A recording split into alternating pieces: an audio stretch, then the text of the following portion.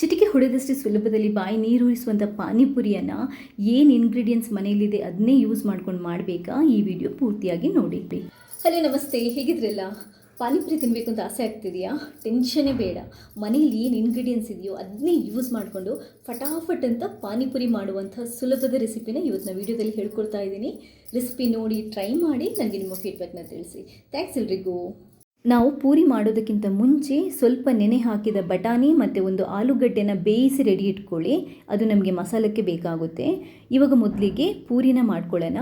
ಪೂರಿ ಮಾಡ್ಕೊಳ್ಳೋಕ್ಕೆ mixing bowl ಒಂದು ತಗೊಂಡು ಅದಕ್ಕೆ 1 ಕಪ್ಪಷ್ಟು ರವನ ಹಾಕ್ಕೊಳ್ಳಿ. ಸೂಜಿ ರವೆ ಬೇಕಾದರೂ ಆಗುತ್ತೆ, ಚಿರೋಟಿ ರವೆ ಬೇಕಾದರೂ ಆಗುತ್ತೆ.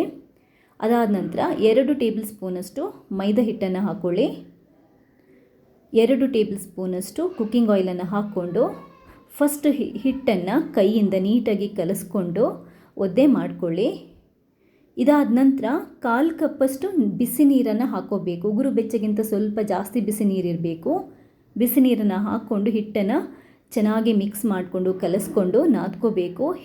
ನಿಮಗೆ ನೀರು ಬೇಕಿದ್ರೆ ನೋಡಿಕೊಂಡು ಸ್ವಲ್ಪ ಸ್ವಲ್ಪನೇ ಹಾಕ್ಕೊಳ್ಳಿ, ಒಮ್ಮೆಗೆ ನೀರು ಹಾಕ್ಕೊಳ್ಳಿಕ್ಕೆ ಹೋಗಬೇಡಿ.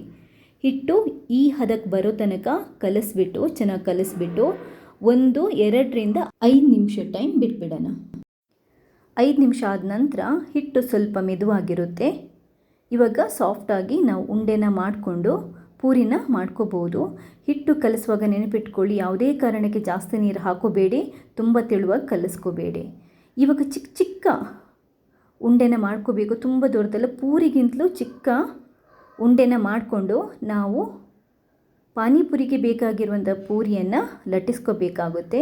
ಉಂಡೆನ ಕೈಯಲ್ಲಿ ಕ್ರ್ಯಾಕ್ ಬರದಾಗೆ ರೌಂಡಾಗಿ ಮಾಡಿಕೊಂಡು ಅದಾದ ನಂತರ ಒಂಚೂರು ಪ್ರೆಸ್ ಮಾಡಿಕೊಂಡು ಈ ಥರ ಚಿಕ್ಕದಾಗಿ ಲಟ್ಟಿಸ್ಕೋಬೇಕು. ನೆನಪಿಟ್ಕೊಳ್ಳಿ, ನಿಮಗೆ ಪೂರಿ ನೀವು ಎಷ್ಟು ತೆಳುವಾಗಿ ಲಟ್ಟಿಸ್ಕೊತೀರೋ ಅಷ್ಟು ಚೆನ್ನಾಗಿ ಉಬ್ಬಿ ಬರುತ್ತೆ. ಪೂರಿ ದಪ್ಪ ಇರಬಾರ್ದು.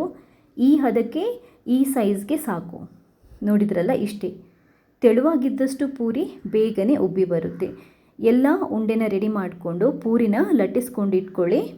ಇವಾಗ ನಾವು ಸ್ಟವ್ ಮೇಲೆ ಒಂದು ಬಾಣಲೆ ಇಟ್ಬಿಟ್ಟು ಎಣ್ಣೆನ ಕಾಯಿಸ್ಕೋಬೇಕು. ಪೂರಿನ ಫ್ರೈ ಮಾಡ್ಕೊಳ್ಳೋಕ್ಕೆ ಎಣ್ಣೆ ನೆನಪಿಟ್ಕೊಳ್ಳಿ, ತುಂಬಾ ಚೆನ್ನಾಗಿ ಕಾದಿರಬೇಕು. ತುಂಬಾ ಚೆನ್ನಾಗಿ ಕಾದ ನಂತರ ನೀವು ಪೂರಿ ಹಾಕೋಬೇಕು. ಆವಾಗಷ್ಟೇ ನಿಮಗೆ ಪೂರಿ ನೀಟಾಗಿ ಉಬ್ಬಿ ಬರುತ್ತೆ. ನೋಡ್ತಾ ಇದ್ದೀರಲ್ವಾ, ಕಾದ ಎಣ್ಣೆಗೆ ಪೂರಿನ ಹಾಕ್ಕೊಂಡು ಕಾಯಿಸ್ಕೊತಾ ಇದ್ದೀನಿ. ಎಷ್ಟು ಸೂಪರಾಗಿ ಪರ್ಫೆಕ್ಟಾಗಿ ಉಬ್ಬಿ ಬರ್ತಾ ಇದೆ ನೋಡಿ. ಈ ಥರ ಉಬ್ಬಿ ಬರಬೇಕು ಅಂತಂದರೆ ಎಣ್ಣೆನ ನೀಟಾಗಿ ಕಾಯಿಸ್ಕೊಂಡು ನೀವು ಪೂರಿನ ಹಾಕಿ ಜಸ್ಟ್ ಒಂದು 10 ಸೆಕೆಂಡು ಬೇಡ, 10 ಸೆಕೆಂಡ್ ಒಳಗಡೆ ನಿಮಗೆ ಪೂರಿ ರೆಡಿ ಆಗುತ್ತೆ. 10 ಸೆಕೆಂಡ್ ತನಕ ಕಾಯಿಸ್ಕೊಂಡ್ರೆ ಸಾಕು, ಪೂರಿ ಪರ್ಫೆಕ್ಟಾಗಿ ರೆಡಿ ಆಗುತ್ತೆ. ನೋಡಿ, ನಿಮಗೆ ತೋರಿಸ್ತೀನಿ. ತುಂಬ ನೀಟಾಗಿ ಕೂಡ ಬಂದಿದೆ, ಅಷ್ಟೇ ಕ್ರಿಸ್ಪಿಯಾಗಿ ಕೂಡ ಬಂದಿದೆ. ನೋಡಿ, ಗೊತ್ತಾಗುತ್ತಲ್ವಾ? ಇವಾಗ ಪೂರಿ ರೆಡಿ ಆಯಿತು. ಇವಾಗ ಒಂದು ಖಾರ ಪಾನಿನ ನಾವು ಮಾಡಬೇಕು. ಖಾರ ಪಾನಿ ಮಾಡ್ಕೊಳ್ಳೋಕ್ಕೆ ಒಂದು ಸ್ವಲ್ಪ ಪುದೀನ ಸೊಪ್ಪು, ಸ್ವಲ್ಪ ಕೊತ್ತಂಬರಿ ಸೊಪ್ಪನ್ನು ಒಂದು ಮಿಕ್ಸಿಗೆ ಹಾಕ್ಕೊಳ್ಳಿ. ಒಂದು ಚಿಕ್ಕ ತುಂಡು ಶುಂಠಿ, 2-3 ಹಸಿಮೆಣಸಿನ್ಕಾಯಿ, ಸ್ವಲ್ಪ ಹುಣಸೆ ಹಣ್ಣು, ಅದಾದ ನಂತರ ಸ್ವಲ್ಪ ನೀರು, ಒಂದು 4 ಟೇಬಲ್ ಸ್ಪೂನಷ್ಟು ನೀರನ್ನು ಹಾಕಿ ಚೆನ್ನಾಗಿ ಪೇಸ್ಟ್ ಮಾಡ್ಕೊಳ್ಳಿ. ಈ ಪೇಸ್ಟನ್ನು ಒಂದು ಬೌಲಿಗೆ ಹಾಕ್ಕೊಂಡು ಇವಾಗ ನೀವು ನೀರು ಹಾಕಿಬಿಟ್ಟು ಅಡ್ಜಸ್ಟ್ ಮಾಡ್ಕೋಬೋದು. ನಾನು ಪಾನಿನ ಸ್ವಲ್ಪ ಕಡಕ್ಕಾಗಿ ಮಾಡ್ಕೊತಾ ಇದ್ದೀನಿ. ನೀವು ಇದಕ್ಕೆ ಇನ್ನೂ ಬೇಕಾದರೂ ನೀರು ಸೇರಿಸ್ಕೊಂಡು ಅಡ್ಜಸ್ಟ್ ಮಾಡ್ಕೋಬೋದು. ಅದಾದ ನಂತರ ಸ್ವಲ್ಪ ಲಿಂಬೆ ರಸ, ಅರ್ಧ ಟೇಬಲ್ ಸ್ಪೂನಷ್ಟು ಚಾಟ್ ಮಸಾಲ, 1/4 ಟೇಬಲ್ ಸ್ಪೂನಷ್ಟು ಕಾಳುಮೆಣಸಿನ ಪುಡಿ, ಅರ್ಧ ಟೇಬಲ್ ಸ್ಪೂನಷ್ಟು ಜೀರಿಗೆ ಪುಡಿ, ಅದಾದ ನಂತರ ಒಂದು 3/4 ಟೇಬಲ್ ಸ್ಪೂನಷ್ಟು ಉಪ್ಪನ್ನು ಹಾಕಿದ್ದೀನಿ. ಉಪ್ಪು ರುಚಿಗೆ ನೋಡಿಕೊಂಡು ಹಾಕಿ. ಸ್ವಲ್ಪ ಇಂಗು, ಇಷ್ಟನ್ನು ಹಾಕಿಬಿಟ್ಟು ನೀಟಾಗಿ ಕಲಿಸ್ಕೊಳ್ಳಿ. ಕೊನೆಗೆ ಒಂದು ಸ್ವಲ್ಪ ನಾವು ಕೊತ್ತಂಬರಿ ಸೊಪ್ಪನ್ನು ಹಾಕಿಬಿಟ್ರೆ ನೋಡಿ, ಖಾರ ಪಾನಿ ರೆಡಿಯಾಗಿದೆ. ಇವಾಗ ನಾವು ಸ್ವೀಟ್ ಪಾನಿ ಮಾಡ್ಕೋಬೇಕು. ಸ್ವೀಟ್ ಪಾನಿ ಮಾಡ್ಕೊಳ್ಳೋಕ್ಕೆ ಹುಣಸೆಹಣ್ಣಿನ ಜ್ಯೂಸನ್ನು ಒಂದು ಬೌಲಿಗೆ ಹಾಕ್ಕೊಳ್ಳಿ. ಲಿಂಬೆ ಗಾತ್ರದಷ್ಟು ಹುಣಸೆಹಣ್ಣು ತಗೋಬೋದು, ಅಥವಾ ಒಂದು ಸ್ವಲ್ಪ ಜಾಸ್ತಿ ಹುಣಸೆಹಣ್ಣು ತಗೋಬೋದು. ಅದಾದ ನಂತರ ಅದಕ್ಕೆ ಒಂದು 4 ಟೇಬಲ್ ಸ್ಪೂನಷ್ಟು ಬೆಲ್ಲ, ಒಂದು 1/4 ಟೇಬಲ್ ಸ್ಪೂನಷ್ಟು ಚಾಟ್ ಮಸಾಲ, ಅರ್ಧ ಟೇಬಲ್ ಸ್ಪೂನಷ್ಟು ಖಾರ ಪುಡಿ, ಒಂದು 1/4 ಟೇಬಲ್ ಸ್ಪೂನಷ್ಟು ಉಪ್ಪು, ಒಂದು 1/4 ಟೇಬಲ್ ಸ್ಪೂನಷ್ಟು ಜೀರಿಗೆ ಪುಡಿ, ಇಷ್ಟನ್ನು ಹಾಕಿಬಿಟ್ಟು ನೀಟಾಗಿ ಕಲಿಸ್ಕೊಳ್ಳಿ. ಸ್ವೀಟ್ ಖಾರ ನೋಡ್ಕೊಂಡು ಅಡ್ಜಸ್ಟ್ ಮಾಡ್ಕೊಳ್ಳಿ. ಸ್ವೀಟ್ ಪಾನಿ ರೆಡಿ ಆಗುತ್ತೆ.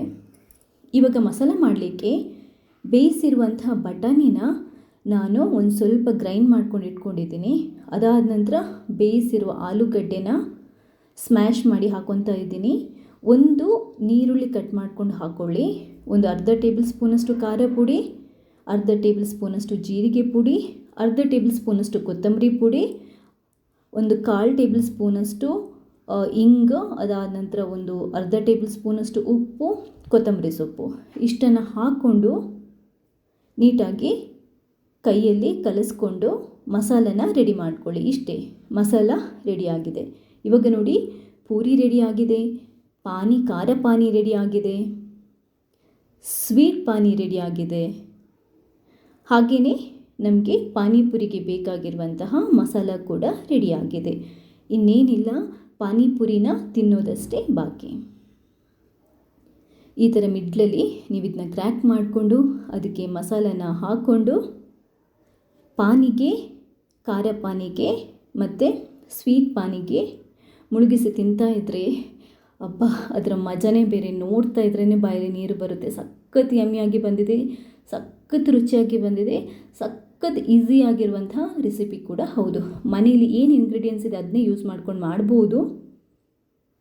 ತುಂಬಾ ಸೂಪರ್ವಾಗಿ, ತುಂಬಾ ಚೆನ್ನಾಗಿ ಬಂದಿದೆ ಈ ರೆಸಿಪಿ.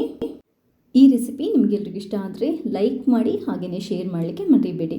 ಇಲ್ಲಿ ತನಕ ನೀವು ಯಾರಾದರೂ ನನ್ನ ಚಾನಲ್ಗೆ ಸಬ್ಸ್ಕ್ರೈಬ್ ಆಗಿಲ್ಲದಿದ್ದರೆ ಸಬ್ಸ್ಕ್ರೈಬ್ ಆಗಲಿಕ್ಕೂ ಮರಿಬೇಡಿ. ಥ್ಯಾಂಕ್ಸ್ ಎಲ್ರಿಗೂ.